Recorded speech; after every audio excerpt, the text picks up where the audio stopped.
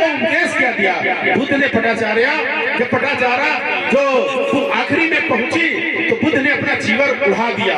उस पागल थी, उस पर कंकड़ पत्थर लोग मार रहे थे, लेकिन बुद्ध ने उस पर अपना जीवन उड़ा करके उसके दुख को शांत किया। पटाचार्य ने पूछा कि भगवान, मेरा पुत्र खत्म हो गया, दो पुत्र खत्म हो गए, मेरा पति खत्म हो गया, मेरे पिता और माता खत्म हो गए, लोग पागल करके मेरे ऊपर पत्थर बरसा रहे हैं, ये ऐसे दुख क्यों हुआ?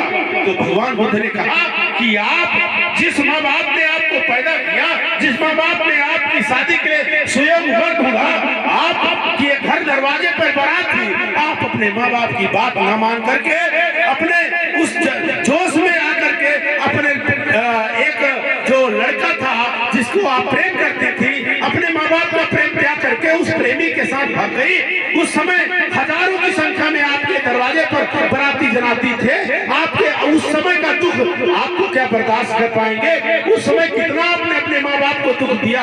उसके बाद जब जिस पति के साथ गई, उस पति कह रहा था कि इस समय 2 बच्चे हैं, अब जाने की जरूरत नहीं, लेकिन आपने जिद किया और वो आपको जाड़ा लगा, बारिश लगी और आपके लिए लकड़ी ढूंढने गया और उसमें सर्प था, उसने डस खाया।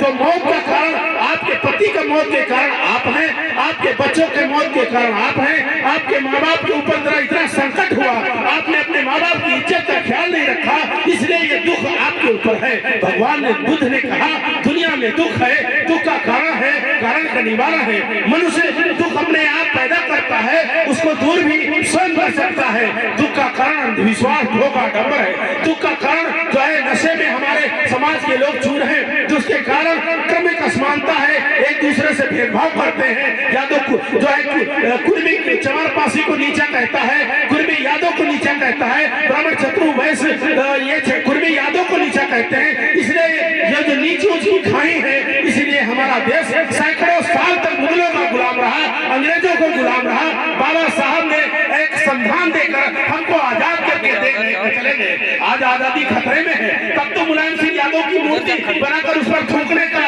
लोग कुत्सित प्रयास कर रहे हैं। पाखंडी लोग कह रहे हैं मुलायम सिंह यादव की मूर्ति लगाकर उसमें जो है थूक कर राम का दर्शन करेंगे। तो इसलिए सारे यादव समाज के लोग सचेत हो जाएं, आपकी अस्मत, इज्जत, आबरू खतरे में। बाबा साहब का संविधान है तो आपको मुलायम सिंह यादव ने नौकरी सिपाही दरोगा बनाने का काम किया।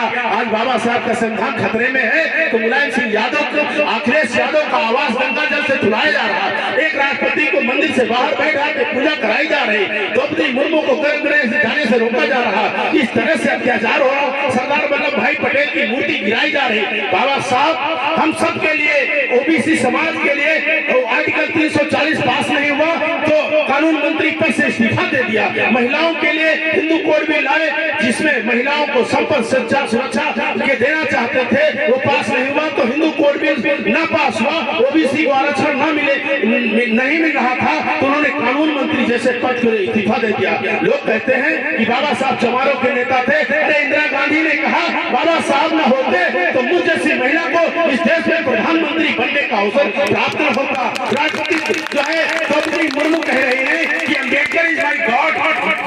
रामनाथ कोविंद ने भी कहा कि बाबा साहब न होते, और किसको कहे, इस देश के प्रधानमंत्री नरेंद्र दामोदर दास मोदी जी ने भी कहा कि बाबा साहब न होते तो मुझ जैसी जो तेली बिरादरी की हूँ, ओबीसी समाज का हूँ, जिसको राम के काल में शंभु ऋषि का वध राम ने कर दिया, मुझ जैसे तेली बिरादरी को अगर प्रधानमंत्री बनने का अवसर प्राप्त हुआ तो ये बाबा साहब की देन है। इसलिए और जो 500 सालों के बाद अगर कोई निर्णय आया है आस्था के आधार पर आया हो, जिस तरह से आया वो भी बाबा साहब की बदौलत ही आया है। इसलिए हमको बाबा साहब को मानने की जरूरत है और उसके रास्ते पर चलने की जरूरत है। अंधविश्वास, धोखा, नंबर और नशे से दूर होकर समाज को एक करने की जरूरत है। जब आप पर जुल्म हो तो जिस तरह से गांव में आग लगती है, आपको बुझाने के लिए हम छोटे बड़े झगड़े को खत्म करके पानी लेकर बुझाने का काम करते हैं। तो जब भी आप पर अत्याचार हो तो आप इकट्ठा होकर के अपने समाज की, अपने देश की रक्षा के लिए मुत्तहिद होकर आगे बढ़े,